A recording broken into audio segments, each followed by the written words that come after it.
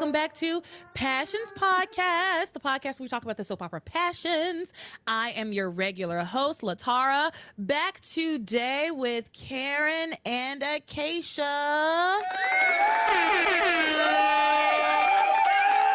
Welcome back, you two.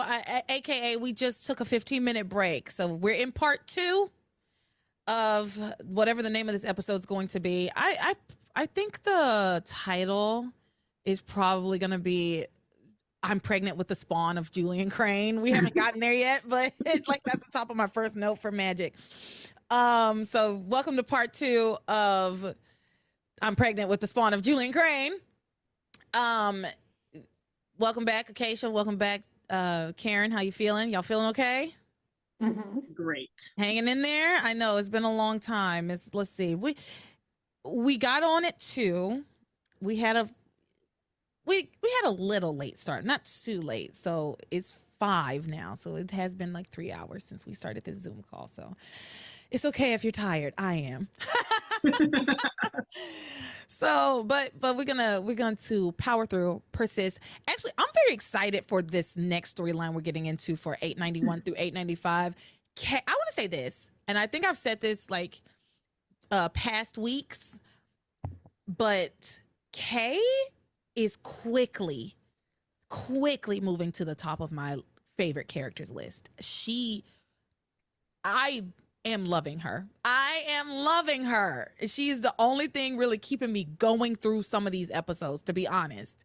Like, everybody else is disappointing me in so many ways, but Kay, she's really rising to the occasion, and I love that for me. So I don't know how y'all are feeling about Kay, and you can feel free to disagree with me. It's okay. Kay, I've liked her for a long time, so I'm glad that she is becoming the main character, as you called her a little while ago. Oh, Acacia, what you feeling? Okay. I mean, so these episodes, like, she was funny. Like, she had some lines that, like, I felt like were funny. And, but I think, again, like, where I am in my rewatch, she's just not likable. I don't like her. So, like, tend to come back to this and, like, she's pregnant. And I'm like, oh, okay. Like, yeah, her, I guess-ish. But also, I know that Miguel he didn't just willingly have sex with you.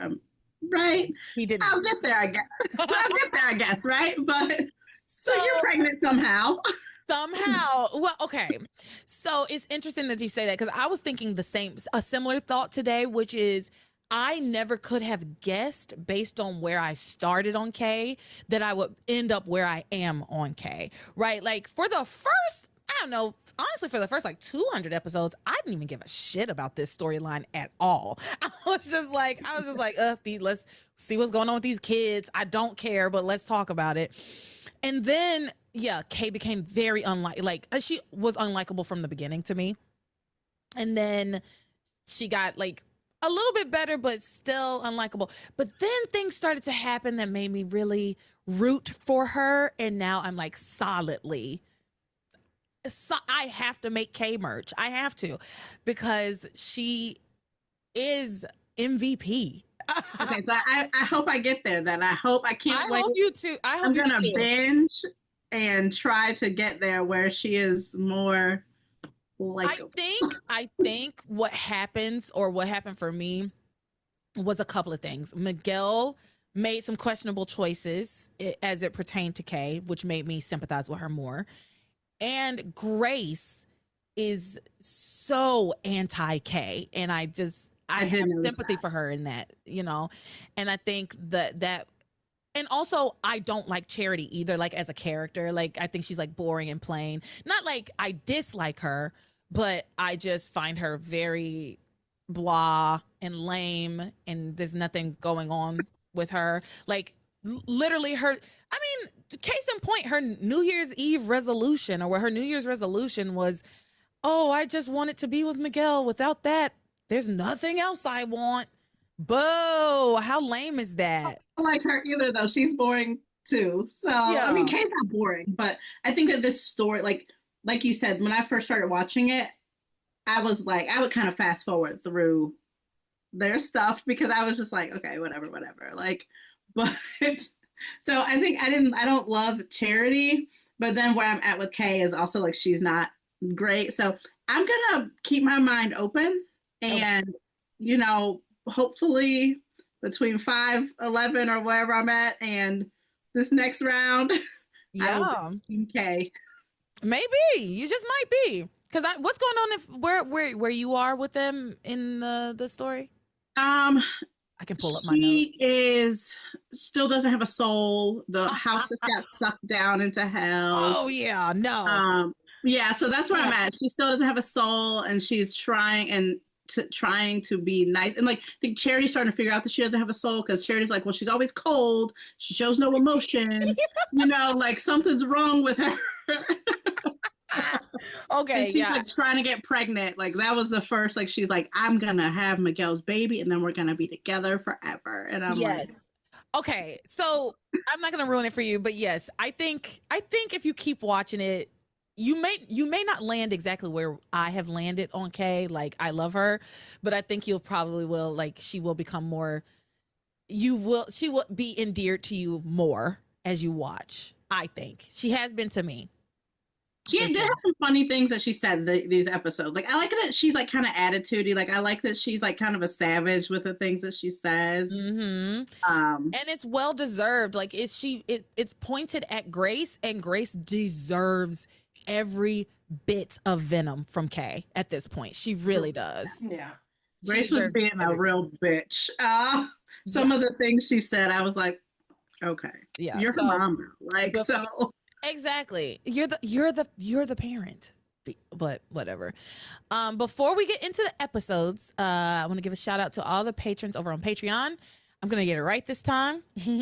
Thank you to Muna Shea, Lisa S, Zach, Sid, Sarana, Randall, Hannah, Camelia, Jeanette, Eric, Jamie, Fantasia, Sean S, Larissa, Maria, Lisa A, Jessica Jean, Laura, Karen, Uche, Paige, Casey, Garrett, Tom Bergeron, Stephen Winthrop, Daisy, Shane, Kelly C, Taylor Harris Crane, DJ, Kelly M, Lisa R, Acacia, Natalie, Andrew, Jekyll Hyde, and MB. Thank you all. So I did it. I'm proud of myself. I give myself applause. Thank you all so much for being patrons and hanging in there with me in these many, honestly, years. Some people have been on the Patreon for years. Karen has. Yeah. And so love y'all down. Truly. I really do. And I love the community that we have. And so if you have not joined the Patreon yet, go out to patreon.com/passionspodcast and sign up for whatever tier you find most agreeable, and come and join us on the Discord and come join us for a watch party. Watch parties are similar to kind of how we've been doing the clips today, like especially with me doing the longer clips where we kind of stop and talk about them a little bit. So that's always fun. So yeah, that's my little spiel for the Patreon. And now moving on with the show. Oh, Eric's here. Hey, Eric, ding dong. I wish I had the ding dong like sound. Hey, Eric. Hello. It's been a while. I have missed you. Hello. I have taken a nice social media break, but I was baking earlier because and now I'm back because something magical happened, and I felt like I should share it with you all. Okay, so Eric's here to share something, do some show and tell with us. Yeah. So first show and tell segment. So we're not talking about. We didn't start with magic but I knew you had like a party to go to. Yes. Or like that. Sorry, that you're hosting. Excuse me. Yes. In typical Passions sentiment, I invited everybody just 2 hours ago, so everyone will be here tonight.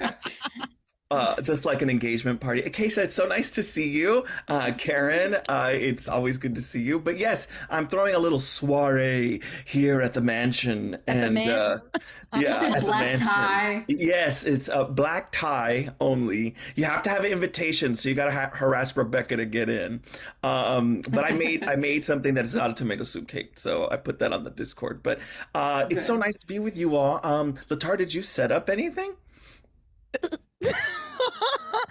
Okay, here's the thing. I did send the pictures to my email, so I can share them. I can share my screen and do the whole thing. How would you like to do this? We'll I'll put up this. It'll be seamless. It'll be seamless. Fantastic. Well, again, so good to be here with you all. I was lucky enough to see LeTara for her birthday just recently, and I got to see Maria as well, and our almighty Crane as well. And so it is so good to be there. But I was there for work, and I was having a rough day one of the days, and we decided to go to Sardi's. I love going to Sardi's, having a drink afterwards to go talk about theater with theater people, and that's where we usually go afterwards. So saw a lot of Broadway shows, and on one night, I was having a rough day at work. I opened the door to Sardi's, and I hear the music played.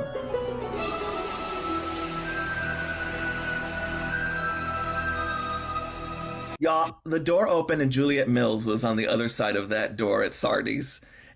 It is absolutely insane. I was flabbergasted. You can see in the photos that I'm kind of like, I'm never at a loss for words. I think a lot of people know that. But I opened the door and she said, "Pardon me." And I'm like, my brain totally farted. I was like, "You're Haley Mills's sister. And she's like, "Juliet." And I said, "Yeah, ma'am, I know who you are. You're Tabitha Lennox." So she started beaming. It was the weirdest freaking, like, I don't get starstruck. I see a lot of stars in my work and stuff, and I'm always very excited to meet them. But that one, I've known since middle school. I was not expecting to open the door to Tabitha fucking Lennox. It's just random. Yes, she was so gracious, so nice. I told her that, her work on Passions means the world to me. I obviously mentioned the podcast. I said, we discussed this weekly, to which she responded, "Weekly?" She was very shocked by that. So she knows the Passions podcast exists. I was so fanboying over her that I neglected to realize that her husband, Mr. Grease 2, cool writer himself, Maxwell Caulfield, was there next to us. I completely ignored him, so I apologize if for some reason she said, "Let's find this podcast," where this creepy guy totally bombarded me with affection. But she was absolutely sweet. She was so amazing. It was crazy. And you have a couple pictures that I was able to send you. Here, I'll share the pictures with you. You can see she's genuinely engaged, which made me happy, or she's that good of an actress, which could be plausible. Yeah. So yes. So, and then that one is the full-on one. Yeah. Oh gosh. Amazing. So she knows the podcast exists. I should have had my wits about me and had her call the Discord or something. But I just was not about that. But I did tell her thank you for all of her work. They were chatting about some things. They're like, "Didn't so-and-so mention they wanted to bring the show back?" And they were having conversations. So I don't know what that means. But I did say thank you so much for everything. You mean the world to me. And now I'm going to go upstairs and have a martini. And to which she said, "Have a martini for me." And that was that. That's amazing. It's such a good story. Listen, I'm going to tell y'all the truth.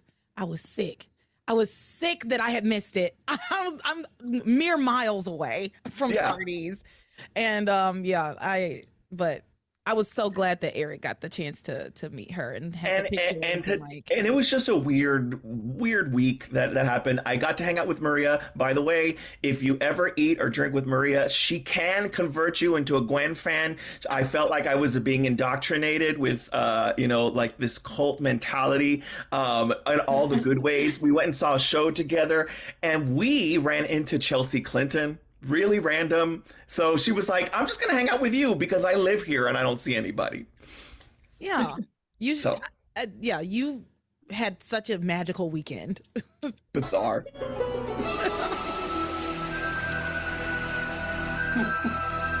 And with that said, I will make my exit. I just wanted to come in. I felt like this was a huge moment. I can't wait to hear this episode because I saw these episodes and I was like, "Oh, I want to talk." But it's going to be good. You're in for a real treat. I bet y'all are going to be amazing. Yes. So thank you so much, Eric, for coming in and sharing this story with us. It was nice to have you like pop in. You have to come and do an actual episode. Have you signed up anything yet? I will. I promise I will. Like I said, my social media break is coming to an end, and I think it's because I was I don't know, the magic touched me. Okay. All righty. All right. Well, We'll see you all enjoy your later. holiday party. Good to see you, Erin. Thank you. Take care, See you y'all. later. Bye. All right. All right. Let's talk about magic. Going on. That was very lovely. All right. Moving on to Mormon.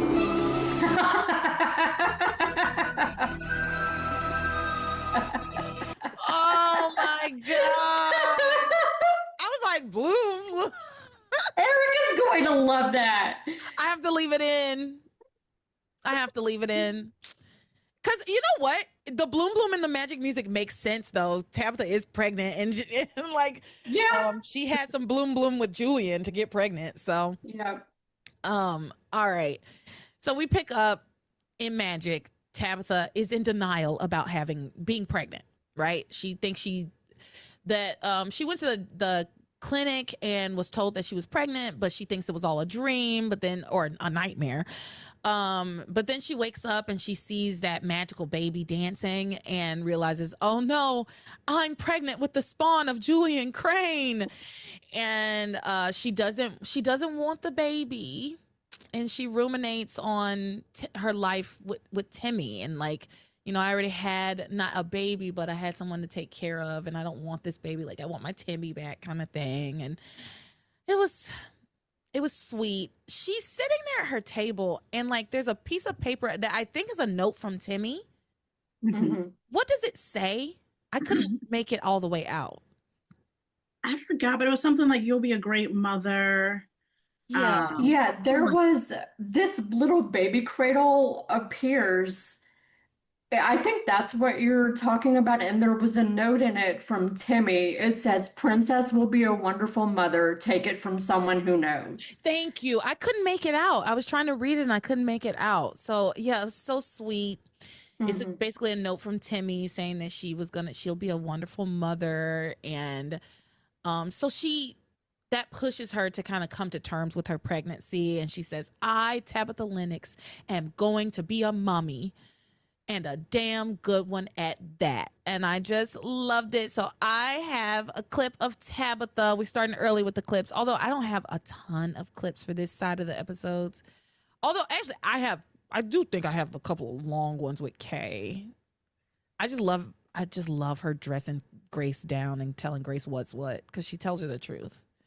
But that's not what we're gonna do first. We're gonna do Tabitha's lullaby. This first clip is Tabitha, which I thought was really funny. Crocodile baby in an old sock. When the wind howls, your cradle will rot. I think that's how it goes. Oh, well, anyway. There's plenty of time to learn all the right words. So much to do before the wee one arrives. Oh, I did pretty well looking after Timmy. I don't see why I shouldn't do it again. Come to think of it, Timmy turned out so well in spite of me. Not because of me or anything I taught him. What if my offspring isn't as innately good as Timmy was? What if my child is truly the spawn of...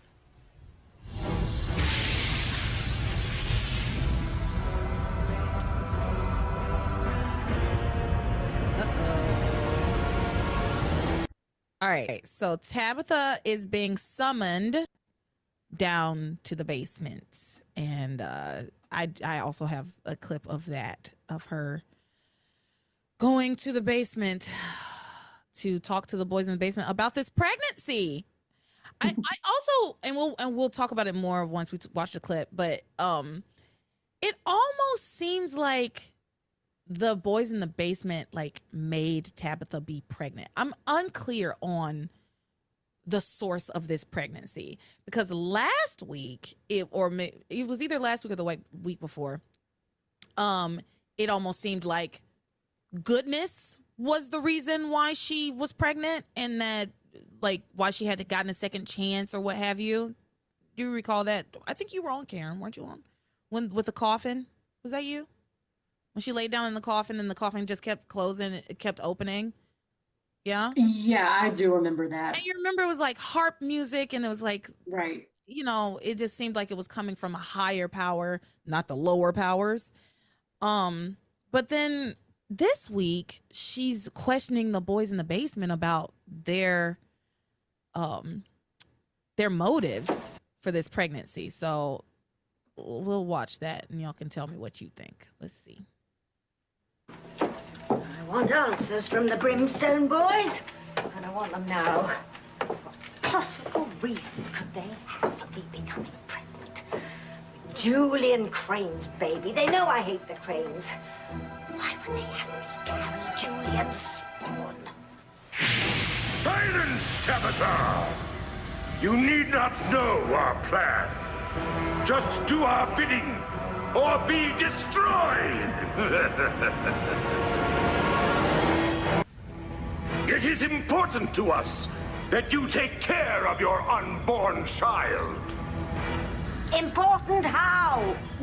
The child you carry in your witchy womb will bring more pain to Harmony than you can conceive of. No pun intended. I'll do it. I'll do what you demand. And I'll take good care of the baby. Wise choice, witch. Now go do whatever you have to do to ensure a successful pregnancy. Yes, your hellishness. Wait. We have some complimentary reading material for you.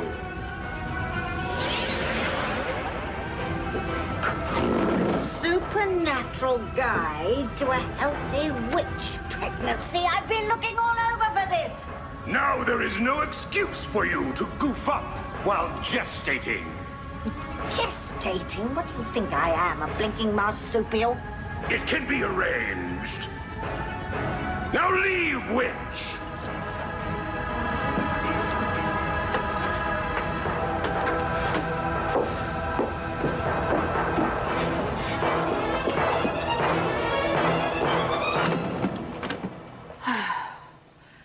Dealing with my bosses is no picnic. I'm glad they gave me this. Even Shop NBC, with all its fine products, doesn't carry anything close. Oh, I feel a bit nauseous all of a sudden. Oh. What the heaven's going on now?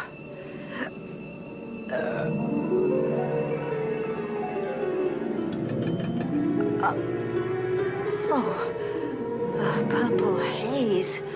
Oh, no. This can't be good.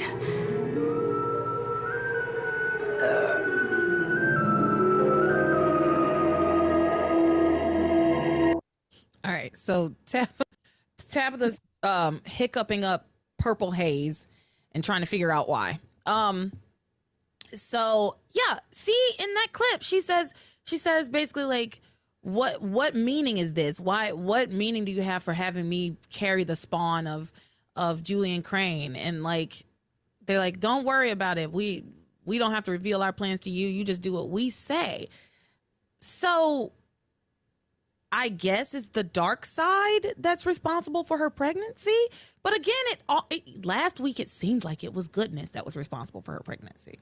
So if anybody, I already know who's going to come in with some rationalization for this for me, and it's Hannah. Thank you in advance, Hannah, for coming in, explaining to me what you believe is going on here, because I am not entirely sure, unless it's that the baby could go either way, right? Like it has the capacity for great evil, but it also has the capacity for great good. And so that they're going to do like this power struggle over the baby in a way. I don't know. Yeah. That's the only thing that I think that makes sense. But I still don't know who's responsible. I guess Tabitha and Julian are responsible. So Tabitha's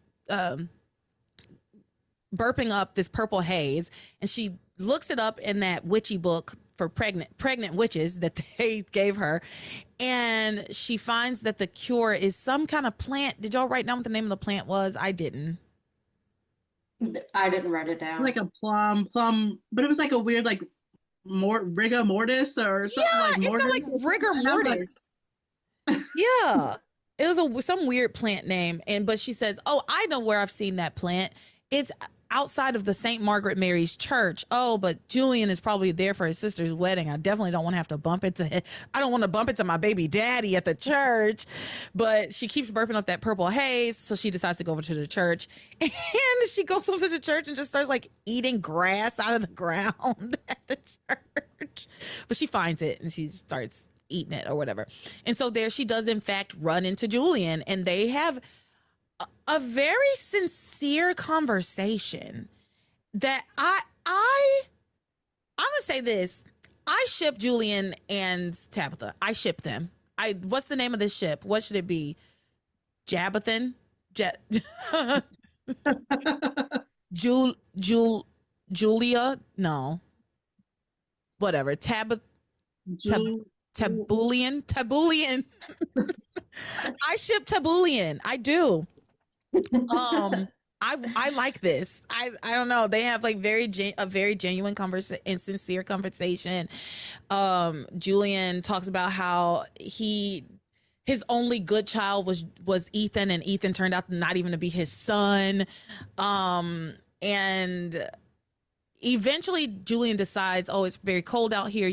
You should go somewhere and bundle up. It's too cold. There's a storm coming, but I'm going to go back inside. But then he gives her his card and says, if you ever need anyone to keep you warm, here's my card. My private number's on the back. Yeah, he enjoyed his time with Tabitha. He enjoyed his. I like them together. They're an age appropriate match. I mean, Tabitha's obviously the character is hundreds of years older than he is, but still, I don't know. I like when you see like age appropriate love. Not that this is love, but you know, in shows, I like that. Like you never get to see older people having like romantic relationships in media, and I when I see it, I like it. I think it's so sweet. Obviously this is not necessarily sweet, isn't the exact right word for Tabulian, but but I like it, and he liked it. He really loved it. So he gave her his private number. So he goes back into the church. Fox was hiding in the bushes, listening to their whole conversation. And he says, wonder what the story is with father and that grass eating granny. I thought it was funny. Then we go back to the wedding. There's some awkwardness between Miguel and Charity. Everybody, a reminder, we're at this double wedding. Everybody is at the double wedding this week. So I didn't say that at the top of this. Everybody except for Tabitha, who can't go into the church, but she did end up at the church at a certain point, right? Everybody is at the double wedding with the exception of Tabitha. So who am I talking about? Miguel and Charity. I lost my note. Give me a second. Okay. So there's the wedding. And there's some awkwardness between Miguel and Charity because Miguel is supposed to be seating people. He's like being the usher. So he was supposed to seat Charity. He's like, oh, it was like a little awkward, but he ends up seating her. It's fine, whatever. Jessica tells Kay, you may have his baby, but you'll never have his heart, Kay. Never. And Kay says, well, I'll have his last name, Jessica. That's a start. That was savage. I was like, okay, girl, yeah. I just like her. She has the best she has the best comebacks, you know? So during the wedding disruption, remember Edna has a heart attack in the middle of this wedding, and instead of sending everybody home, they decide to like postpone it. So during that time, everybody's just like doing their own thing, and we see lots of action between the other characters in their storylines. So during this time, Miguel insists that he needs to talk to Charity. I need to talk to you, Charity. Charity, no, if you would just listen to me, Charity. Kay follows behind them, trying to catch up. And Grace wants to stop Kay from going and butting in, but Sam stops her. So Charity is walking away from Miguel. Miguel's chasing after her. Kay is chasing after Miguel, and Grace is chasing after Kay, right? They're all one right after the other. But Sam then chases after Grace because Sam stops Grace from stopping Kay. And he tells Grace, we can't interfere. We have to let Kay, Charity, and Miguel work this out for themselves. Kay is carrying Miguel's child. I agree with Sam. Grace says, Sam, don't you know what Kay really... Oh, sorry. No, she says, Sam, you don't know what Kay really can be like. You don't know her, but I do. And Sam, she says, you can't tell me what to do about my niece and my daughter. And Sam says, well, Kay's my daughter too. And not for nothing, Charity's also his niece, right? Like, y'all are married. Oh, God, I keep forgetting that they are pretending that they're not married. We're working on that. Like, they're technically not married, but Charity is his niece. Not by blood, but she is his niece. So it's not fair of Grace to be like, you can't tell me what to do with my niece and my daughter. It's like, they both live in my house, or our house. But Sam built it with his bare hands. Sam built that house with his bare hands and his bare chest. Okay. And so, because you're right now at the part where the house gets dragged to hell, right? Sam rebuilds the house. Oh my gosh. Yeah. Sam rebuilds the house. So, and that's not really a spoiler. It's like they show it in passing that Sam is out working, hammering nails into a 2x4 or whatever. But yeah, he rebuilt this house, and they're his kids too. And yeah, anyway, Grace tells Sam that Kay is up to no good. I'm not going to let her cause any more trouble between Charity and Miguel. And Sam tells her Kay has a right to talk to Miguel. She has to make sure that he's going to be there for her and their baby. Any woman with a child on the way has to be sure that she can count on the father. Grace then goes, I get it, Sam. You've made it very clear how much you regret the time you lost with Ivy and Ethan. Wasn't nobody even talking about Ivy and Ethan. Nobody was talking about Ivy and Ethan. You brought that up, Grace. And Sam's like, actually, I was talking about you when you were pregnant with Noah, and I was having to work all of these like extra hours, and I felt like I wasn't around as much as I needed to be. So anyway, he gets a page from the station, but before he leaves to go like return the phone call, he asks Grace not to interfere with Kay and Charity and Miguel and to let them handle things on their own. And then he leaves, and then Grace immediately ignores what he has asked him or has asked her. So let's talk about what's going on with Miguel. Miguel is pleading with Charity. Please, Charity, don't give up on us. Not like this. Don't. If you give up on us, then evil has won. Evil will win. Kay pops in. Hey, Miguel. I don't mean to interrupt you guys. Oh, but you are, Kay. But you are. That's my girl, though. I love the way she plays it. Hey, Miguel. I don't mean to interrupt you guys, but I need to talk to you about my prenatal doctor's appointments. I mean, I know you'll really want to be there for me and your baby.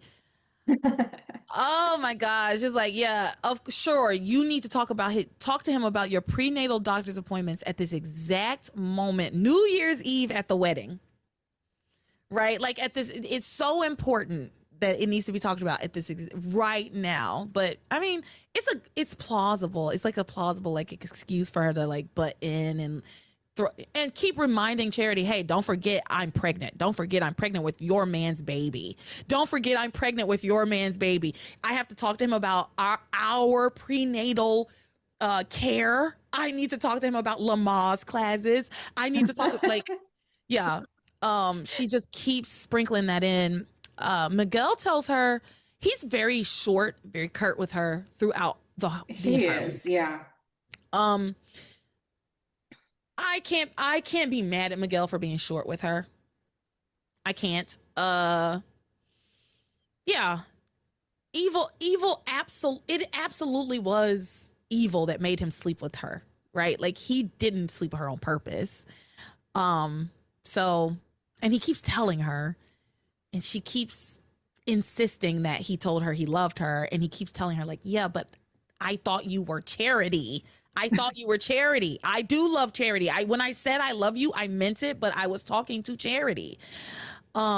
So I can't be too mad at him. He has to draw a boundary with her. And the problem with Miguel is that he drew the boundary too late.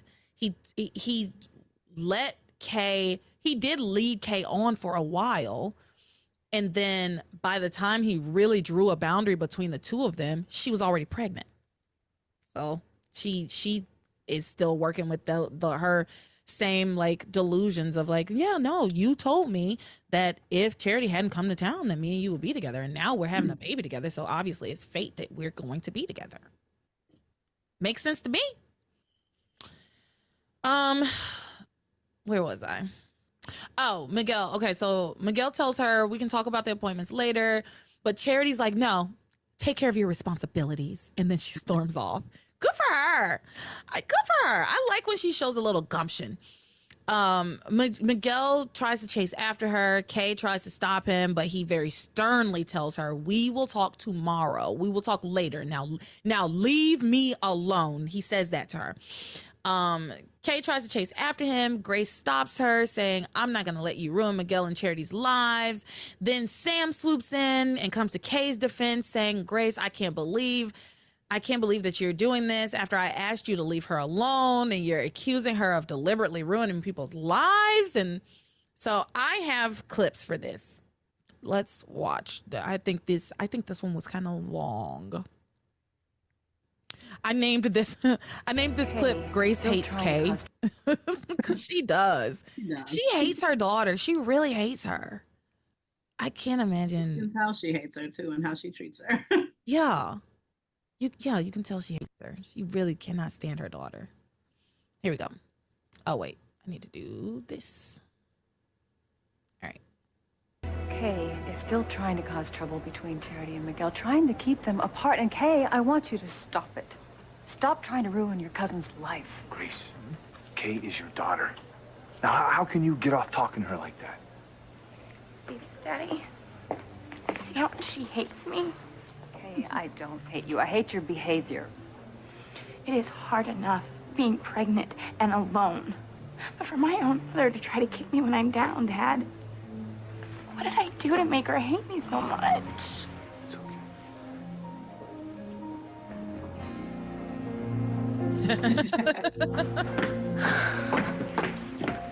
Charity, please stop so we can talk.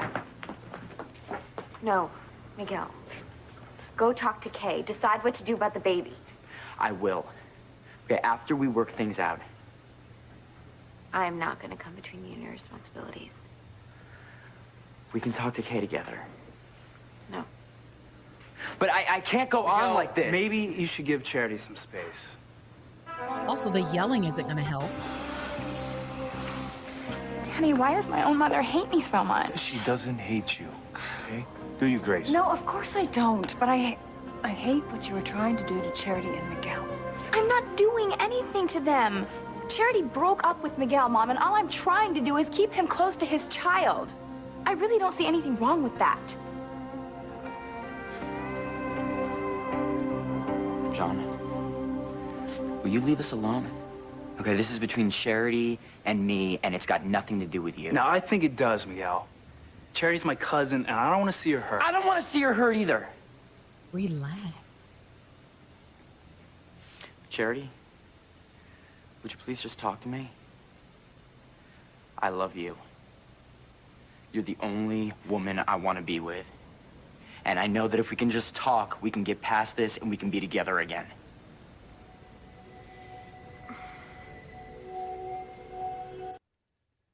Why can't you just let me be happy, Mom? Hey, I want you to be happy, but not at the expense of other people's happiness. What about my happiness?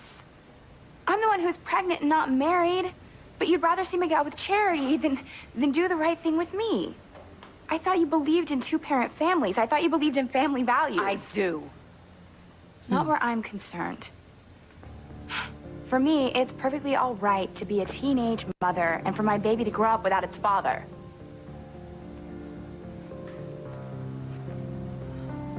Miguel, Charity doesn't want to talk. Just stay out of this, John, all right? It's okay, John. I do want to talk to him. You sure? Yeah, thank you.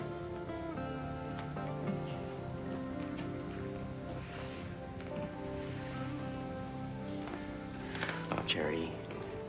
It was a stupid mistake not to tell you about Kay. But you have to believe me, I thought that I was making love to you, not Kay.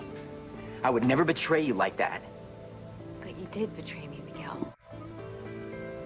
When you weren't honest with me. You didn't trust our love enough to tell me the truth in the first place. Kay has got a point. Now, what happened to your family values? Nothing. Kay is completely manipulating the situation, Sam. It is Charity that Miguel loves. Oh, and I'm just the dirt under their feet, right? Miguel told me he loved me, Mom. He got me pregnant.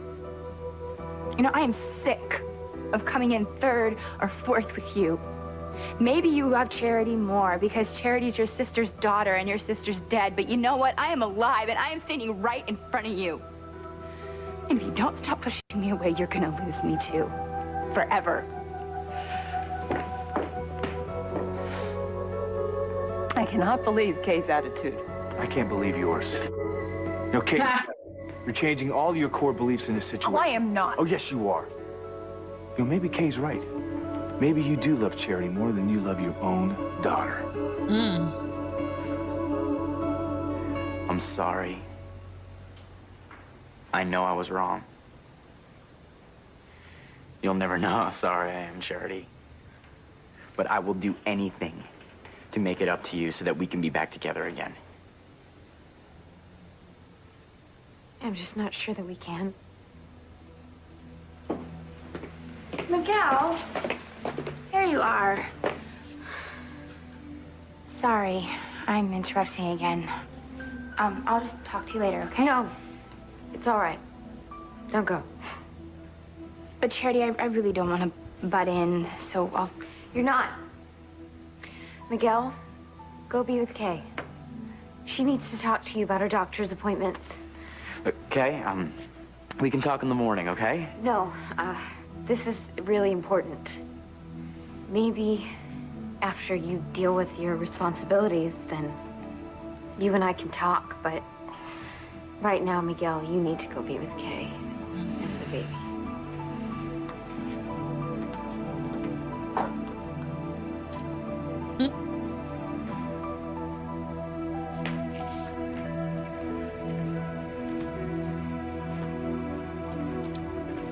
Well, I do feel for Charity. I do. I feel for Charity. Outside of her being a zombie, this is probably the most likable she's ever been, which is unfortunate for her as a character. But I appreciate that she correctly analyzes the situation where Miguel believes that his betrayal, the big betrayal, was that he slept with Kay. But the big betrayal is that he lied about it, that he kept it from her, right? Charity would have listened to him when he said, I thought it was you and it was evil, and right, like she would have believed that. Absolutely, because it was true, right?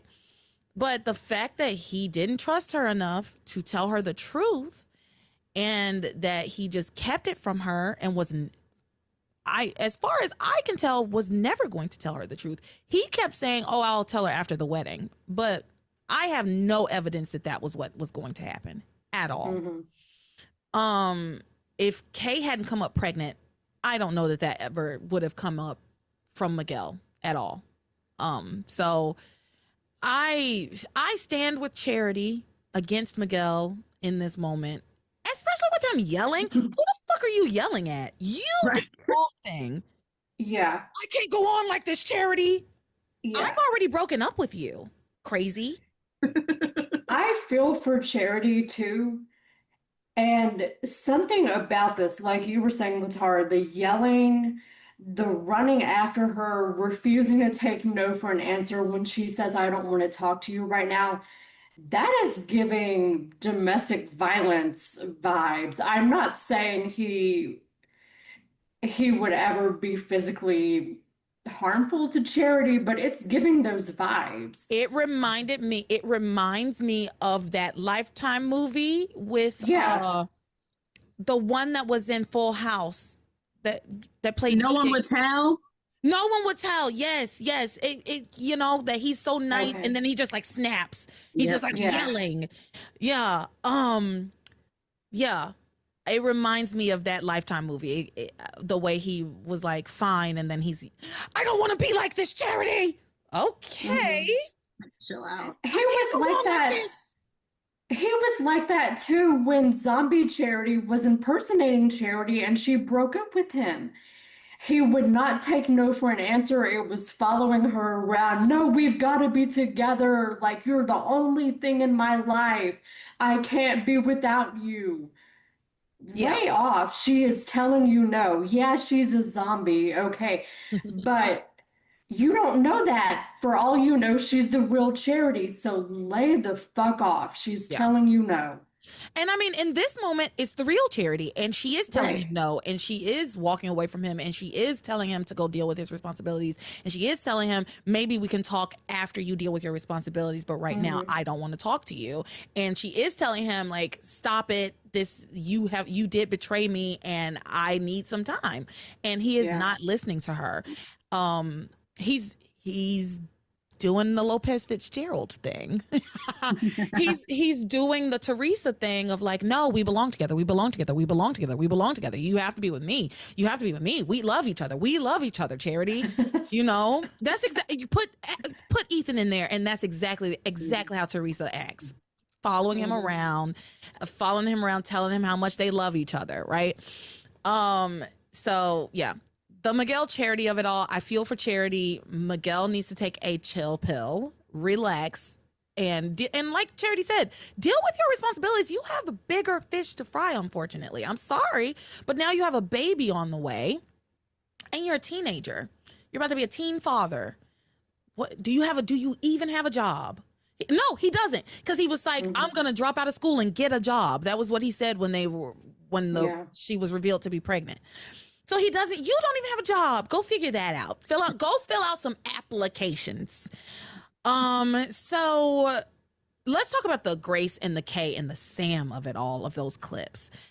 One, I don't know if y'all noticed it, when Kay was talking to Grace and when Grace was talking to Kay, Grace could not look Kay in the eye. She would not look at her in her face. She kept looking off to the side. It's so dismissive. She glares, she rolls her eyes. It is very dismissive. It makes me angry. The thing is, I could be on Grace's side if she was even 30% more understanding of her daughter's feelings. I could be, because she's not 100% wrong. It is the way that she is acting towards her daughter. It is the fact that she's not taking her daughter's feelings into account, and then she's putting Charity and Miguel's feelings over Kay's, a pregnant teenager, right? Kay was very compelling when she said that stuff about, maybe you do love Charity more than me because she's your dead sister's daughter, but I am alive. I am right here. Girl.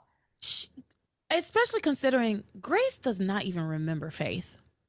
She does not remember Faith. She does not know that lady. Charity could truly be anybody. They never did run a DNA test on her. She could be absolutely anybody. But she puts Charity, basically nearly a complete stranger, over her own daughter. because I said something the other day on like last week's podcast or before, where I started to feel like conflicted, because I was like, if it was like, I don't have kids, but then I was comparing it to my nieces and nephews, but then I was like, oh, well, Charity is her niece. But I've known my nieces and nephews their entire lives. She just met this child. Like, she's known this kid for 2 years, 3 years at this point. Mm-hmm. I'm sorry, my attachment just would not be as strong to Charity as it is to my kid that I've known like, it's just a question of where does your loyalty lie?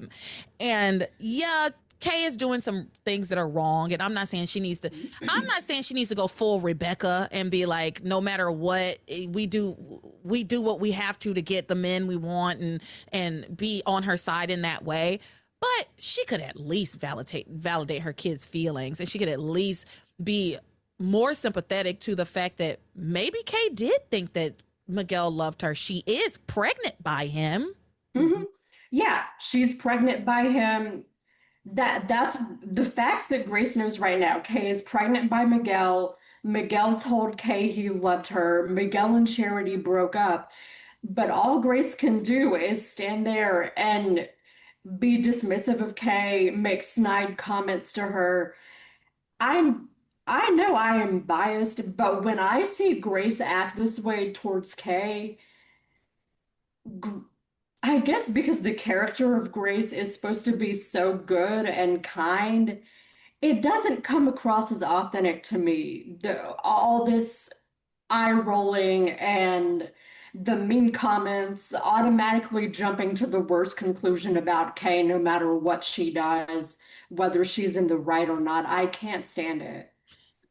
Okay, to stay on that point of it doesn't feel authentic, that is also why it seems so awful, because it is out of character for Grace to act this way. It is out of character for Grace to talk this way. It is out of character for Grace to be rolling her eyes. We've not seen her interact with anyone else that way at all, ever. But maybe Ivy a little bit, but even with Ivy, it's warranted. I feel like even with Ivy, though, she's not nearly as nasty as she is with Kay, which is crazy, which is actually insane. She's not nearly as like truly nasty and truly like accusatory. Like, I feel like she gives Ivy even more benefit of the doubt than she does to Kay. I made a note, like, Grace got bold, basically, like, really bold, like, because she doesn't, like I said, I don't keep coming back to where I'm at in the rewatch, but, like, that was not, like, she's like, kind of pushover, and then I'm watching these episodes, I'm like, she got bold, like, what the hell happened to her between, like, she is, like, rolling her eyes, and, like, she makes a comment, and it's at the reception, so we'll come back to it, but, like, I just was like, oh, wow, like, you're okay. Exactly. But see, that's why it does come off as like, that's why it does seem like she does, as Kay says later on, she has a double standard. It does seem like she has a double standard because she doesn't act this way with anybody else. It's only ever with Kay. Even when she's angry with Sam, like I feel like she gives Sam some attitude too. And even when she's angry with Sam, it's never to the level that she's with Kay. It's never like the eye roll, neck rolling, like the talk to the hand kind of attitude, hand on hip, talk to the hand. Like, yeah, she hates Kay. She hates Kay. She hates her. So yeah. And yeah, to talk about her, the family values and her core values and her core beliefs, Sam and Kay are right on the money. They're absolutely right. Like, what happened to your family values? I thought you believed in a man and a woman. Like, literally, you won't let Sam sleep in his own bed with you right now because you think that y'all aren't legally married or were married in the eyes of the church. Right? So you would think somebody who would take that hard of a line. My mom's like texting me so much. She has sent me 1, 2, 3, 4, 5, 6, 7 texts. It's her. She did her hair. I'm sorry. It was just like so many texts. I was scared that something was going on. but she just retwisted her hair. Okay, sorry. It was my phone was like blowing up. I was like, what is going on? Okay. What was I saying? Something about her family values. Yeah, she won't even let Sam sleep in the bed with her. But you're okay with Miguel not marrying your pregnant daughter. And listen, I'm also okay with Miguel not marrying her pregnant daughter. But me and Grace do not share core values at all. Like we couldn't be more different. Yeah, she gets out of sorts with Sam if she even thinks that Sam has any regrets about not being there for Ivy and Ethan when Ivy was pregnant with Ethan. But Kay wants to be with Miguel and she wants him to be involved in their child's life. That is completely wrong. That is out of the question. He belongs with his first love, Charity.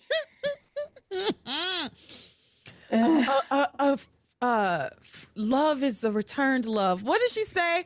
I can't remember. I thought it was an eternal love. I thought that's what she said. She said maybe I didn't hear it right. Like I think it was the last week that you were on that she said that God damn it. What was it? It was like something is a returned love. True love is a returned love or some shit like that. And I was like, no, you can have unrequited love. She's so stupid. But those conservative values are really coming back to bite her in the ass right now, unfortunately. You know, like if she had been like kind of a somewhat more liberal woman throughout this, you know, and hadn't been so staunchly like, no, a family needs to have a father and a mother and they need to be married and they need to, then maybe I could see her saying, no, Charity and Miguel should be together and Kate, but this doesn't align. What's happening with Grace right now doesn't really align with what the show has told us her values are. That's all I'm gonna say. So I do appreciate this is a rare moment for Passions that they pointed that out and they're absolutely right. They're absolutely right. So yeah. So that happens during like the disruption in the ceremony. Later on, we all go over to the mansion for the reception. And at one point, Kay goes up to Miguel and tells him that she's feeling kind of queasy. She's like, Miguel, I'm feeling kind of queasy. Like, can you take me home? Grace like interrupts the whole thing and like pulls her and is like, ugh.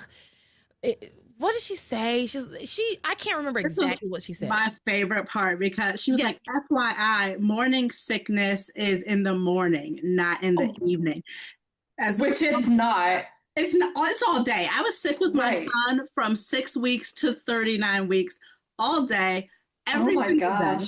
It was a terrible time. So when she said that, I was like writing so hard. I'm like, no, that's wrong. Who wrote this line? Like I don't even have kids, but I knew that was wrong. I knew it was just wrong from knowing other women who have had kids. That it can happen at any time of the day. Yeah, my sister was sick all the time when she was pregnant with Naya. So yeah, I was like, I don't know if that's true, but yeah, she's like, FYI, pregnant women have morning sickness, not evening sickness. It's like, okay, girl. I also hated the way Grace repeatedly grabbed Kay's arm during this night. You're gonna grab your pregnant daughter's arm and jerk her around. No. Yeah. So terrible. Yeah, I didn't care. I don't care for the way Grace treats Kay. I don't care for it at all.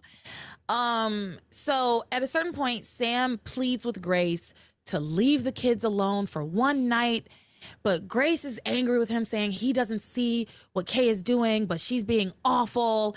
But eventually there's shenanigans ensue with the dance randomizer, the dance partner randomizer. So they end up dancing and very quickly like melt back into each other. And that's more in troubled marriages, but they start to soften to one another and she lets down her guard and he says to her, why don't we let things be, let the kids deal with their things for one night. For one night, we won't worry about it. It'll just be me and you and we're going to have a special night together, blah, blah, blah. Right. So, so eventually she does agree to that. And then later, we see Charity continuing to hound, not Charity, sorry. We see Miguel continuing to hound Charity. Just, Charity, you have to talk to me. You have to talk to me, Charity. I can't live like this, Charity. And so Reese and Jessica use a Palm Pilot. It was unclear if it was Reese's Palm Pilot, if it was because I saw Theresa using I think it was a Palm Pilot. I don't know, to like rig that computerized randomizer thing. So they rig it to have Charity have to dance with Miguel so that she will have to talk to him or have to be in contact with him, which I guess I can see that from Reese's standpoint. Miguel's his best friend, but Jessica, that's not being a girl's girl. Let that girl, she needs some space. She needs some time. Like, it's been a week, right? Their wedding was Christmas Eve. It is now New Year's Eve. It's been a week since she found out that her fiance is having a baby with somebody else. She might need a little bit of time to process that. So, I think from the Jessica standpoint, I was like, you're supposed to be Charity's cousin and like kind of her best friend, honestly, at this point. I would think that you would want to make sure that she feels comfortable. She's not comfortable talking to Miguel right now. It's obvious. Seeing him makes her uncomfortable. But anyway, they rig this thing so that it'll be Charity and Miguel, but Kay comes behind them and rigs it so that it'll be her and Miguel. And so she and Miguel begrudgingly dances with her. He has free will. He could just say no. He could just say no. That's the theme of this episode. The title should be Just Say No. It should be. Actually, you know what? It might be, because you know who did say that at one point? Gwen says that. Okay, go Sheridan, Gwen. I think. And I might decide I want it to be Just Say No. Oh, no, she doesn't say say no. She says, why don't you just stop it yourself? Just do it. She doesn't say just say no. But That's agree. a good quote too. Yeah, but I agree. It should just say no. You don't have to dance with her just because the stupid computer randomizer said you do. But he does reluctantly dance with her, and she's like draped over him. She's happy. She's smiling.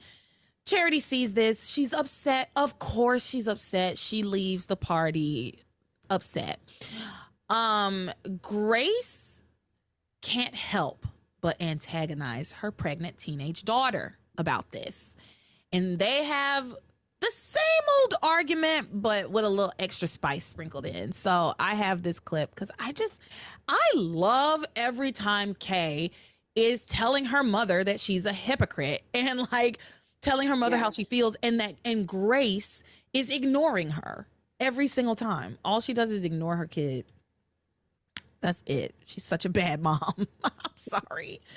I called this Grace's old tomato because me and Laura had to talk about ultimatum, and we always say instead of ultimatum we would say old tomato. And I love that. And Grace. So Grace. Old tomato soup cake. The old tomato soup cake. Grace's old tomato soup cake. So Grace gives her daughter Kay this ultimatum. When's the last time you would yank my arm like that, Mother? Well, I wouldn't have to if you would talk to me. Oh, what, you mean listen to you? Okay, fine. I'm listening. Say whatever it is you have to say and then leave me alone. Knock it off. That's it? That's all you have to say? No, I mean it, Kay. Knock what off? Chasing after Miguel. It's evident that you manipulated things so that you would be the one dancing with him tonight instead of Charity. Everybody knows it. Like I care. Charity was so upset that she couldn't stay. Couldn't stand the sight of you draped all over Miguel. Well, she'd better get used to seeing me with him. Because I'm going to end up with him, Mother. I'm carrying his child, and we will be a family. Miguel loves Charity. Not you. The night we made love, he told me he did. He said he loved me. He fathered this child with me. And He's going to end up with me. And Charity better get used to that, and so should you, Mother. I know that's right. Well, you've had your say, so that's it. No, don't you walk away from me. Stop grabbing her arm. What's the problem? Your daughter, Sam. She's the problem. That is such a lie. Daddy, Miguel and I were about to have a very meaningful discussion about our plans for the future when Mother burst in and pulled me away from him. Grace, I thought we agreed that we were going to forget about the kids for just one night so we could concentrate on us. You know what, Sam? I would love to forget about our problems for one night, but I am not going to ignore what Kay is doing All here. I'm doing is trying to manipulating things so you can spend more time with Miguel alone. Just because some stupid computer program picks me to dance with Miguel does not mean that you can treat me like I'm some kind of a demon. No, I know you pulled some tricks, so it would be you dancing with Miguel instead of Charity. She was so upset that she ran out of here. She went home. I am so sick of hearing about how much poor Charity is suffering when I am the one carrying a baby, Mom. I have a child on the way and I don't have a job or a husband. Miguel said he would do what he could. Oh, what does that mean? He'll send me a check every once in a while? You know, that makes me feel really warm and fuzzy. Sam, obviously we haven't been strict enough with Kay, but I don't think it's too late. We just need to lay a few ground rules. It is, in fact, far too late. I want to be clear. It is, in She's fact... over 18, right? She's also They're all already, over 18. She's also already pregnant. It's too late to set the ground rules. It's too late. Oh my God. Let's hear these rules. Now, Kay, you have gotten yourself into this situation, so I think that Have you ever heard of it taking two? Your father and I will help you as long as you abide by a few rules. You will go to school and you will not miss your classes. You will go to all your doctor's appointments and you will be on time. I agree with all that, Kay. Yeah, so do I. I'm not stupid. Of course I'm gonna do all that. Yeah. And you will leave Miguel alone. No.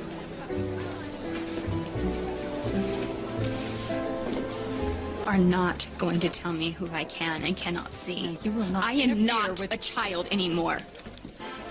I am about to be a mother. Tell her, Daddy, that I am not just a little girl that you can order around. Children should treat their mothers with love and respect. And we've always taught you that, Kay. Your attitude now is unacceptable. Daddy, if you had Thank you, Sam. However, I have to agree with Kay. She's not a baby, and we can't treat her like one and dictate to her. You're defending her. Yeah. I can't believe this. Kay, Charity, and Miguel are young adults. They have to work this out on their own. It's their lives. That's right. And I am not going to live by your double standard of rules My anymore. double Yeah, standards. something for me that's different from what you have for everyone else. As long as you live under my roof, you will abide by my rules. You will go to school. You will go to your doctor's appointments, and you will leave Miguel alone. Leave the father of my That's child Sam's alone. roof. I don't think so. I will see him whenever and wherever I please. Oh, no, you won't. Not while you're living in my house. Well, then maybe it's time I left Sam's house. Kay, Kay.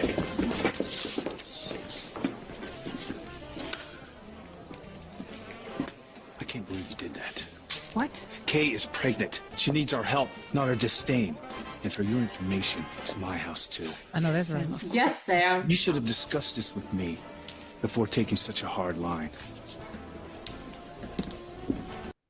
Yes. Okay. Let's discuss. Because I really loved everything that happened here. I really did. Particularly Kay telling her mom, like, you have a double standard for me. And then when Grace is like, double standard, and she's like, do you need a definition? You have one standard for me than you have for everybody else. That was just chef's kiss. So good. Kay does such a good job at being a believable victim, right? Like, I know that Kay has done some things and is trying, is manipulating things and has manipulated things to her advantage. But every speech she makes is so convincing, and it's right, and she's not all the way wrong. That's the thing. It's like Grace does treat her wrong, like different than everybody else. And my thing about Grace is, why is she so invested in the love lives of these teens? You know what I mean? Like, I feel like she's a little too invested in. It's almost like she's Charity's Rebecca, right? To Kay being Theresa. And like I've said about Rebecca's too involved, but Grace is supposed to be a goody-goody, right? She's supposed to be so good. I don't think she needs to be so deeply involved in this. It's understandable for her to like make her opinion known, but to be so bent out of shape about the fact that Charity and Miguel are breaking up because Miguel got Kay pregnant. It's a fact. Those are the facts, Grace. Those are the facts. And the whole thing, as long as you live under my house. And that's the thing, we haven't seen her act like that or talk like that to anybody else. It's just Kay. We've never seen her act like that. And like Acacia said earlier, she's so bold. She's gotten so incredibly bold with the way she speaks to Kay specifically. It's as long as you live under my roof, you'll abide by my rules. I love that Kay was like, I'm not stupid. I was already going to go to school and go to my classes. Like, I was already going to do that. And I love that she stood up to her and said, no, you can't tell me who I can and can't be with. No. Unfortunately, this is a hard lesson that Kay is going to have to learn herself. I think that Sam understands that. I think Grace doesn't quite understand it the way that she should. It's a hard. This one, Kay is, as much as I like her, she's cruising for a bruising. Like, she's headed down a very sad road. She's headed in a really, really, really sad direction. She doesn't know it because she's young, dumb, and full of cum. But but yeah, she's a teen. She's gonna be a teen mom. That's gonna be tough for her. But it's a lesson she's gonna have to learn on her own. And Grace is hell bent on making it worse. That's the thing. It seems like Grace is hell bent on making things worse for Kay instead of nurturing her and telling her everything's going to be okay and we're going to help take care of you and we're going to support you in the ways that we can. And I would be okay if Grace was like, I'm going to support you in every way possible. But we have to evaluate this obsession you have with Miguel. We have to evaluate it. I understand that you love him. I think if it would just say to Kay, I understand that you love him, I think that would go a long way. I don't think it would fix everything, but I think it would definitely go a long way with Kay. But she doesn't even acknowledge Kay's love for Miguel. They're not going to be able to ever find common ground because she won't acknowledge Kay's love for Miguel. So, yeah. What else happened in that clip? Anything? Grace being a bitch. She was just really harsh. Like the stuff she's like, he loves Charity, not you. You know, like it's just mean. Like as a mom, like it's just mean. Like you want to do everything you can to like protect your kid, like make sure that even when they're making bad decisions or not great decisions, and she's just like intentionally hurtful to her to like intentionally make her feel bad. So I can kind of, I can see why Kay is like, basically like, fuck you, like, whatever. I'm going to do it. I guess I'll figure it out on my own then, because. Absolutely. Yeah. Absolutely. She's being mean. She's just being mean to her daughter. So that's all I have for Magic. Y'all have anything else to add before we move on to the troubled marriages? Nope. All right, we can blast right through most of this. It's easy. Let's talk about Sam and Ivy and David and all the things that's going on. Basically, this is so easy. Ivy meets with David multiple times throughout these episodes. She has little conversations with David wherein they just continue to talk about how they're scheming to break up Sam and Grace. Like, during the wedding disruption, they have one of their little conversations and they plot. And Ivy gleefully watches on. She calls Sam and Grace the Bickersons. She's like, "Are the Bickersons still at it?" And yeah, because they're arguing about Grace the entire week. I'm not sorry, they're arguing about Kay the entire week. And so Ivy and David spend most of the week just watching them argue. That's yeah, you really, see them in the background a lot during these arguments. yeah. But at one point, they do divide and conquer, right? Like Sam walks away from Grace and Grace walks away from Sam in one of these arguments, one of these heated arguments. And Ivy goes straight to Sam to reinforce his feelings about the situation. And David goes straight to Grace to reinforce her feelings about the situation, right? And they tell these two people invalidate their opposing viewpoints on the case situation. I'm gonna tell you, I wrote in my notes, baby, this marriage is over. Time of death, 200 episodes ago. This marriage is over. It's done. It's dead and over with. There's no resuscitating it. Yeah. When Sam and Grace were dancing at the wedding, you talked about this a little bit, LeTara, but I thought it was funny. They're talking and Sam's holding Grace close, staring right at her and trying to convince her, well, we shouldn't mend things. We should focus on us tonight. Let the kids deal with their own problems. We can worry about that later. And he's sort of like, Luis was with Beth. We can get a room at the Harmony Inn tonight and talk. Yeah, sure. Luis actually wanted to talk with Beth.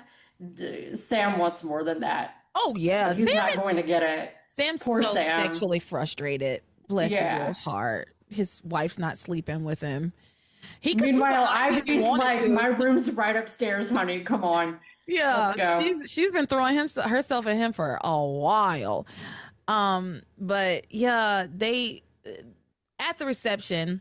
So we can talk about that real quick. At the reception, Sam and Grace, they get paired together by the dance randomizer thingy. And they very quickly start to mend fences. To me, it was kind of weird that they, just because they're dancing together, it was like, oh, it's like old times. Because all Sam had to say was, remember our wedding reception? And she was like, and she kind of melted into butter. She was like, oh yeah, it was so beautiful. He tells her, our wedding day was the most wonderful day in our life together. And I love you more now than I did then. I didn't think it was possible, but it's true. Let's forget about the kids tonight and concentrate on us. So in those last clips that I played, he mentions this. All of this happened before that last clip that we watched. But yeah, Grace agrees, and Sam says, I've got a great idea. I'm going to call and make a reservation at the Harmony Inn for later, and we'll drink some wine, we'll talk, we'll work things out. What do you say? And she happily agrees while Ivy is seething. She's watching. She goes I think she says go to hell, Theresa, because obviously Theresa set this in motion. So that was great. Y'all have anything to add? Those are all my notes for those two, or for Sam, Ivy, David, Grace. I have a little bit of the tiniest bit of Liz and TC. No. Fine by me. Moving on. Yeah, there was very little there this week. Very, very little there. Let's talk about what's going on with Liz. And she has a legitimate crush on TC. At first I thought she was gonna try to just break up Eve's marriage, but she's thinking TC's a wonderful man. She's he's such a beautiful, amazing man, and she's got this crush on, this deep crush on him. And she tries to keep his attention on her throughout the night. Because remember, Eve is dealing with emergencies. First it's Edna, then it's the one that keeps having brain freezes, Antonio. Right? So he's dealing with emergencies throughout this night. So TC is left alone once at the wedding, and then also at the reception he's left by himself. So Liz is trying everything she can think of to try to keep his attention on her, but all he can think about is his wife because he loves his wife so much, and he's like, man, I wish my wife was here, which makes sense. I imagine if you're married and you go to a wedding, it would be really like sad to kind of be there without your spouse, because you're thinking about when y'all got married, especially if you have a happy marriage, right? And so it makes sense to me that he would have his mind very firmly on Eve at this wedding reception. And so this is when he asks Reese to hack into the Crane security cameras at the mansion so that Eve can watch the reception on the hospital computer. It all works. It's stupid, but whatever. Then Liz tries another tactic to try to ingratiate herself to TC, where she like mentions some stuff about his tennis career. And he's like, yeah, how'd you know that? And she's like, I know everything about your tennis career. I looked it up on the internet. Are you telling me Eve has never looked up your tennis career? She's never even asked you about it? And it's like, he was like, no, not really. But then when Eve shows up, he's like, baby, you'll never guess. Liz knows all about my tennis career. She looked it up on the internet. Like, he was just like really excited that somebody knew about his tennis. But he wasn't like, I don't think that made the impression on him that Liz was wanting it to make. TC is very oblivious to what Liz is doing.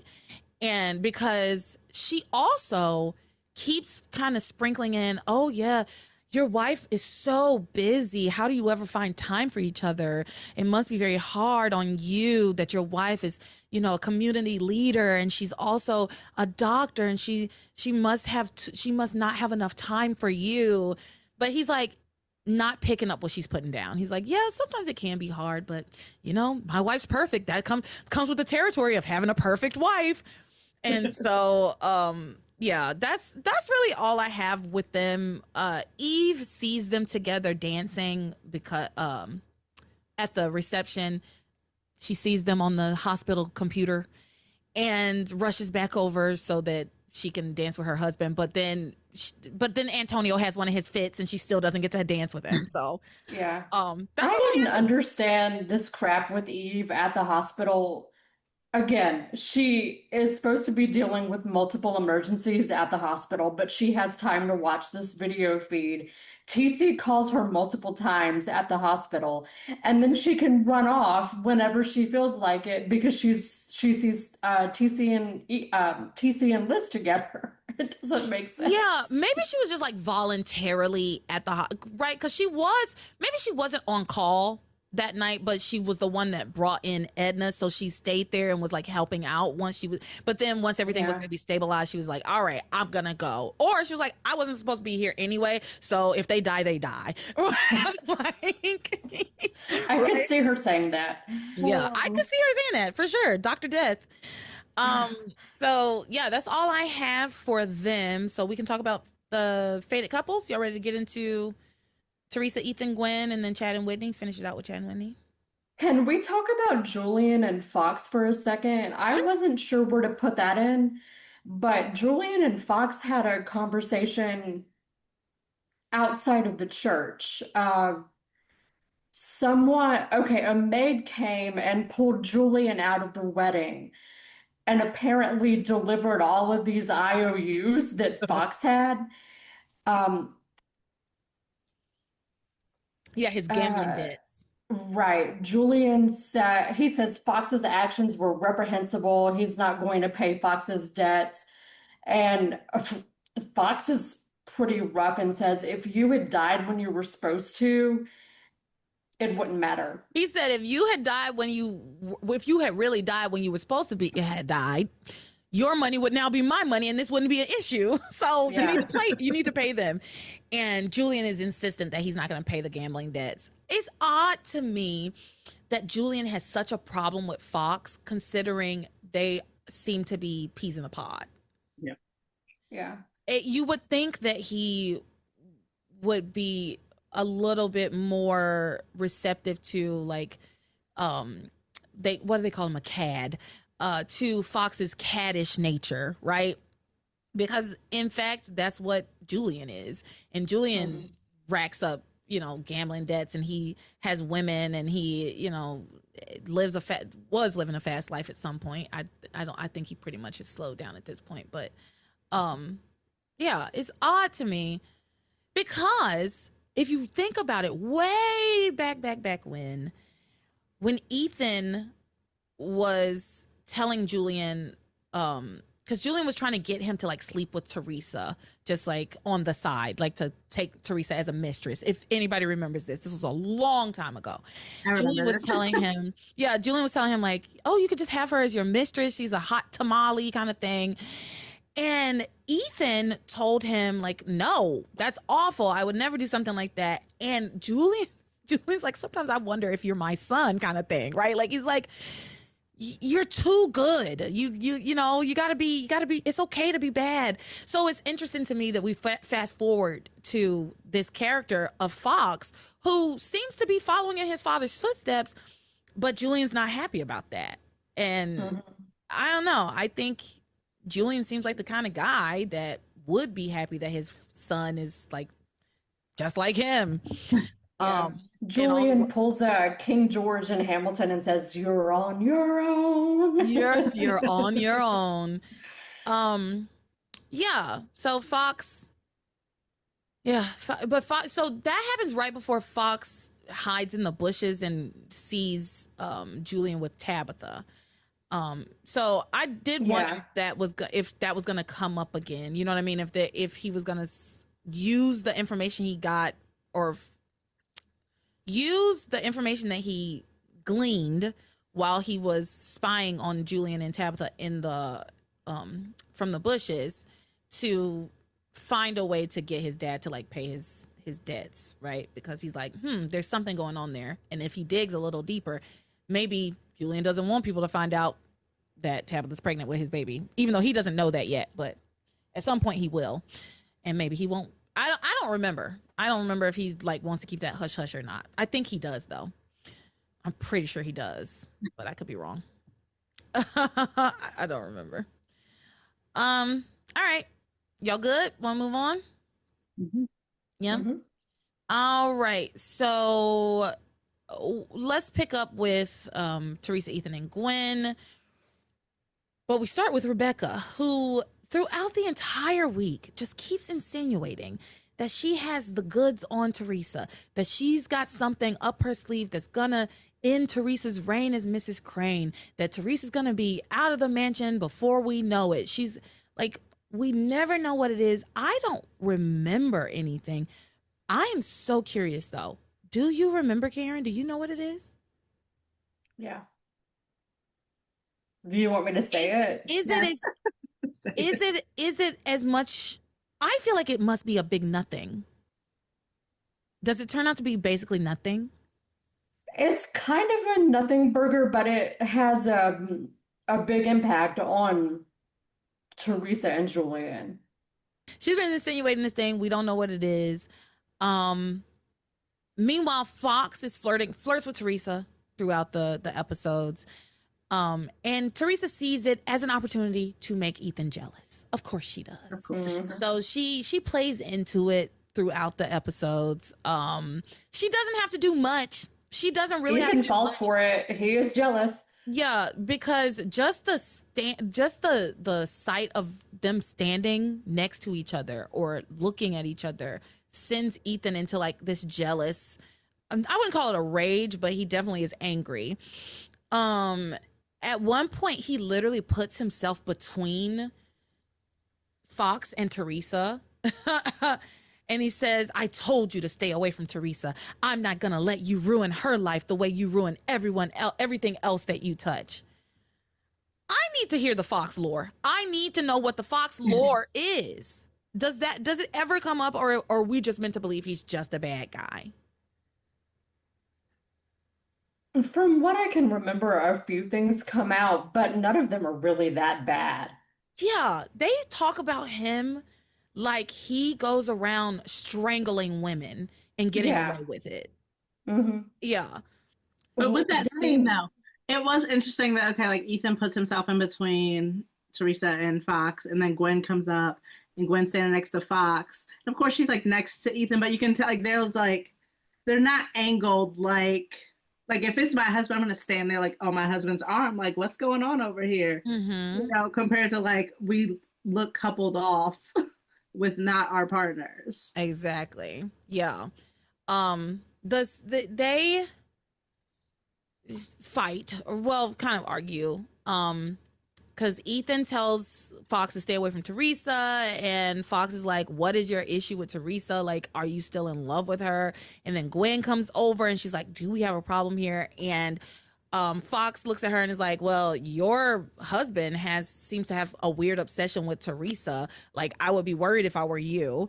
And then Theresa like pulls him away. Ethan is pulled away by Gwen, and nothing comes of this really, except for the fact that Theresa is vindicated in her belief that Ethan is jealous of Fox because of her and doesn't want him around her. So anyway, Rebecca keeps getting phone calls about saying that she's going to send Theresa back to the barrio where she belongs because she keeps getting these phone calls that are whatever. At the mansion during the reception, Theresa and Fox continue to flirt. Pilar sees it, puts a stop to it. She tells Theresa, first of all, she's like, you have had enough to drink, because Teresa's been, I guess, pounding the champagnes. She's like, you've had enough to drink. You need to keep it together and stay in control. Like, you're the host of this party. You can't get sloppy drunk. Except, what better time to get sloppy drunk than in your own house, right? At a party at your house. Where you don't have to clean up because you have servants.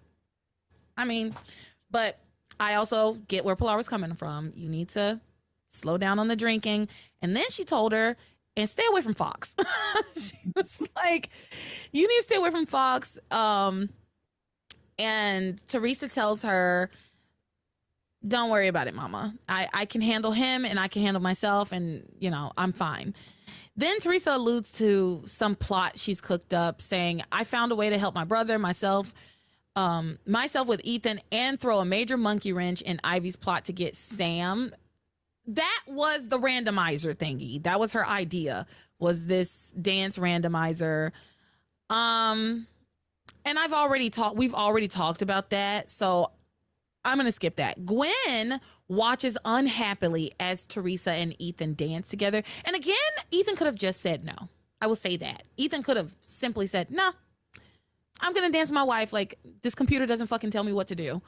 And you obviously manipulated this. Like, there's simply no way it randomly put me and you together, Theresa. Come on. And he danced with her twice. Like, it was like, oh, we have to finish this dance, remember? And he goes back and dances with her again. So, like, there are multiple chances where you could have said, no, we're not going to, no, I'm good, you know? Yeah. There was some kind of reasoning for the second dance about supporting Whitney and Chad. I didn't really understand that. Maybe I wasn't listening well.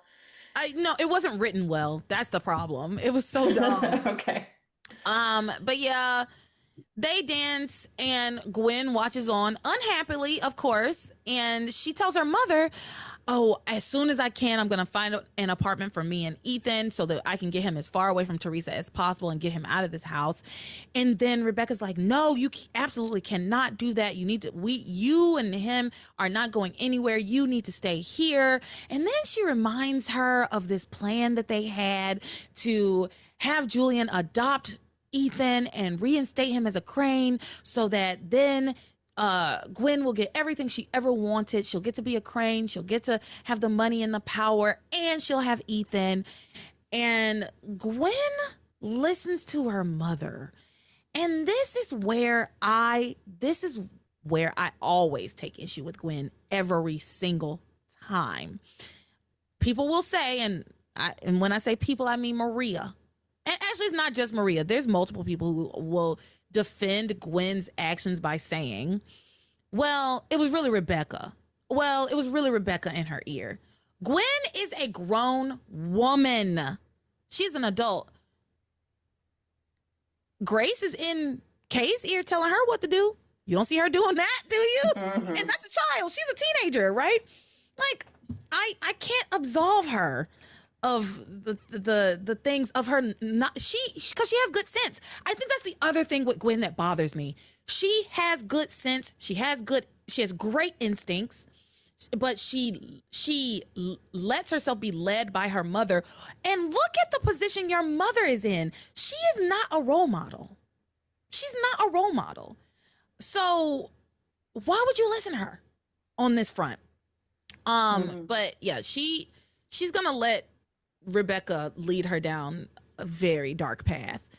And it starts here with her not just following her own gut instinct to like, yeah, we need to get our own place. We need to get out of this apartment. I mean, we need to get out of this house. We need to get our own apartment, and we need to get as far away from Theresa as possible. Yeah, girl, that's just common sense. That's basic, whatever. Rebecca tells her, well, y'all need to be in the house so that Ethan can like continue to impress Julian and be in proximity to him so he can remember how great Ethan is so that he will adopt him and reinstate him. My thing is, it's not really up to Julian if Ethan gets to be a Crane or not. It's up to Alistair, not up to Julian. But anyway, she tells Gwen not to worry about Theresa. Theresa's going to be out on her ass soon enough. And Fox overhears this conversation and says to himself, well, we'll just see about that. So he goes and talks to Theresa later on because Theresa leaves the party early to go feed her baby. And he tells Theresa, hey, Rebecca's got it out for you. What does she have on you? And Teresa's like, nothing. What could she possibly have on me? She was like, I haven't done anything. It was like for the first time, Theresa literally was like, there's simply no way she has anything on me. I haven't done anything. And so he's like, don't you know this lady doesn't need you to actually do anything wrong to get something on you? Come on. She had your ass on death row. Right. She had you on death row, girl. And so he tells Theresa, he warns her not to underestimate Rebecca or Gwen. He says, I've known them my entire life, and it would be a mistake for you to underestimate them. You don't know what they're capable of. So she says, don't worry about it. I would never underestimate Rebecca or Gwen. So that's where we leave it with them this week. You have anything to add to that before we go on to the last little bit of Chad and Whitney? No. Okay, moving on. Chad and Whitney. Very little to talk about here. Chad and Whitney are sneaking kisses outside of the wedding, pre-double wedding outside the church. They just recap that they're sneaking around and why they're sneaking around, and they're hoping that they won't have to do it much longer. At one point, Simone sees them kissing, flat out sees them kissing, and it's like, I can't believe Whitney's trying to steal my boyfriend. I think she's succeeded, babe. I don't think she's trying to steal your boyfriend. I don't think he's your boyfriend anymore. And if he is, he shouldn't be, right? Like if you, God, in what world do you see your boyfriend kissing your sister and you don't have a problem with the boyfriend? Like have a problem with the sister. Sure. Yes. She absolutely deserves to have a problem with her sister. Chad is kissing her too, right? They're kissing each other. You keep seeing them together. And she has no issues with Chad. None whatsoever. I would be disgusted, frankly. I would be disgusted if I thought you were my boyfriend and I catch you kissing my sister. No. Yeah, I'm mad at her, but I'm also mad at you. And I have to see her because she's my sister, but I don't have to see you ever again, right? Yeah. Anyway, during the little wedding trouble they had during Edna's heart attack, Chad tells Whitney that he has something for her that'll cheer her up, and so he takes her outside to surprise her. And it's a limo, and they get inside the limo, and she's like, "Oh, Chad, our very own New Year's Eve celebration." They have champagne. Simone follows them, but she loses track of them, so she doesn't see exactly where they go. But then she happens upon the limo, and she's like, I wonder if they're inside of this limo. But the windows are tinted. She can't see inside. Chad tells Whitney, because Whitney's like, oh, what if Simone catches us? And Chad's like, well, the doors are locked. Well, that was a lie. The lie detector determined that was a lie. Because Simone absolutely just opens the door. She simply opens the door and she's like, oh my God. But Whitney, I guess, slips out of the other side and she's quite literally out in the cold while Simone and Chad have this New Year's Eve celebration, because Simone gets in and she's like, oh, Chad, you did all this for me? Said who? Who said that to you, girl? He was sitting in a limo alone. Did he call you? Did he tell you meet me outside in 10 minutes? No. He was sitting in a limousine by himself. And you got in and said, oh, I can't believe you did all of this for me, Chad. What evidence do you have to support the claim that Chad did any of this for you? None. None whatsoever. At all. So anyway, later on at the reception, Chad and Whitney dance together because of the randomizer, because of the dance randomizer, the not so random randomizer, and Simone's angry about it. That's it. That's all I have. I just wrote like secondhand embarrassment again. Like I said, in my rewatch, this same exact thing is happening. And I'm just like, we're still doing this. Like, no one's told her. Because where I'm at, they're like, we need to tell her. We need to tell her. I'm like 300 episodes ahead. And yeah, still haven't told her, huh? Like, and we're still doing this. Yes. Who's going to tell her? Who's going to tell her? Somebody needs to. Nobody needs to tell her. She can see it with her own goddamn eyes. Yeah, everyone in the room could see it. When Chad and Whitney were dancing, the way they were holding each other, it makes it obvious we have feelings for each other. Yeah. The way they always end up in the same place at the same time. And she's always like standing behind a pillar like, Whitney's stealing my boyfriend. Like, yeah, it's crazy. And actually, another thing I'll say, Simone, before Chad and Whitney danced at this party, Simone had gone off to get Chad and her like punch. And so she comes back with like 2 cups of punch and he's like, where'd Chad go? And then she sees him on the floor with Whitney. But Chad is like always bringing Whitney something to drink. I don't know if y'all have ever noticed this, but Chad is always like bringing her things. And Simone is always bringing Chad something, like always, let me go get you something to drink. Let me go get you something to drink. Always, always, always. It's like, you would think that alone would be enough for her to be like, why am I always the one left holding the cups? And and then you see Simone jump in. Sometimes if Chad has something that he intends to give to Whitney, sometimes Simone will cut in like, oh, Chad, thank you for the flowers, or thank you for the punch.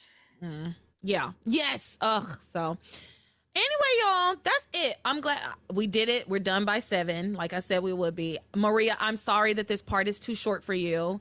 Because one day, Maria came up. So me and Maria work in the same office. And she came up to my desk and she was like, she didn't say hi, nothing. She just looked at me and said, it's too short. The episode was too short for her. I'm sorry, girl. I'm sorry. I can't stretch it. There's nothing here. Maria, I'll give you a shout out on the part where Gwen is talking to Rebecca and telling Rebecca that she and Ethan need to get an apartment. Yes, I agree with that, but also I think you need to get a divorce because Ethan is not good enough for Gwen. I like Gwen. I think I am even in the territory of being a Gwen fan here. So she deserves so much better than this man who is always looking at her as second best. Yeah, I agree. I do agree that Gwen deserves better. I've always said that I think that Gwen and Theresa both deserve better, but I also, the thing about Gwen too is she deserves better, but she doesn't want better. And Theresa, both of them, actually, it's the truth for both of them. They deserve better, but they don't want better. Yeah. And first thing you learn when you're dealing with like people like with addictions and things like that, because make no mistake, Theresa has an addiction to Ethan and Gwen also has an addiction to Ethan. And you can't help somebody before they want to help themselves. Right? You can't help somebody change if they themselves don't want to change.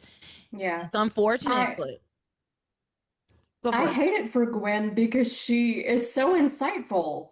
All that advice she was giving to Sheridan early on in the episode, like, you need to talk to Luis again, you need to get his side of the story. All of that advice, spot on. But it's like she has blinders on when it comes to Ethan, unfortunately. And then she's also letting Rebecca get in her head and convince her that what she's seeing with those blinders on is the way things really is. I mean, I've said it time and time again. Gwen is not a dumb woman. She's not. She is a smart, intelligent, well-educated woman. She just is a fool for Ethan. She lets that. Love is blind and dumb, apparently, right? Like. And what is it about Ethan? I mean, Ethan, okay, I thought both Ethans were hot, but not hot enough for me to act like Gwen or Theresa, honestly. But 13, like I said, I started watching the show when I was like 13, and I was like, oh yeah, like Theresa, get him, girl. Yeah, agreed. And even now there's a part of me, I'm always team Theresa, I love her. But now as an adult who's like married and all that, I'm like, Gwen, like, girl, you could have done so much better than this. Like, because if my husband, I think I even made a note, like she said, is Theresa going to be a problem or something like that? And I'm like, how many times have you asked him if Teresa's going to be a problem? Or like, if my New Year's resolution is like, I need to keep my husband away from his ex. I'm divorcing my husband because I'm not going to fight with you over your ex. Expeditiously. We need a divorce right here, right now. Yeah. But again, another factor that I always think about with Gwen too is that part of the reason that she wanted to be with Ethan was to stick it to Theresa, right? Like part of the reason that she wanted to be with Ethan so bad was because she did not want to lose to Theresa. I mean, that's it's unfortunate. It's unfortunate. And oh my God, I saw some clips on Facebook today and yesterday that are from like 2005, 2006. And when I tell you I got sick to my stomach with the dialogue that I was seeing between Ethan and Theresa and Ethan and Gwen, and I was just like, I cannot fucking believe they're still having the same exact conversations in 2005 and 2006, and we're in 2003. And yeah, I was like, oh, I think because when I was a kid, I loved this storyline. Like Theresa, Ethan, Gwen was like, I was all the way in Team Theresa. I love Theresa. I love this crazy girl. I think with my grown up brain, with my, fully closed and fully formed frontal lobe, I think I'm actually going to end up hating this storyline. I am already starting to get there. Like, I'm already like, ugh. Oh God, these two women are so beautiful and so smart.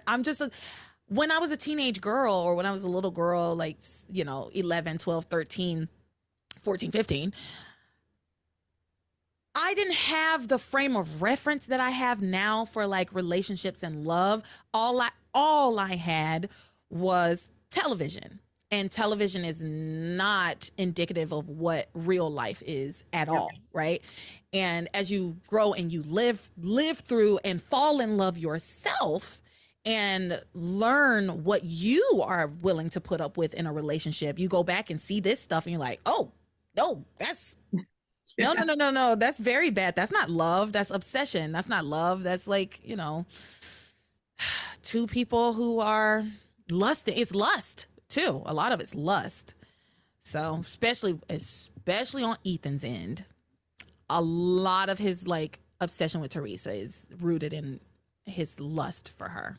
So anyway, that's all. Anything to add before we go? Nope. All right, Acacia, where can the people find you? So I have a Passions TikTok. It is at Passions Obsessed 1. Yeah.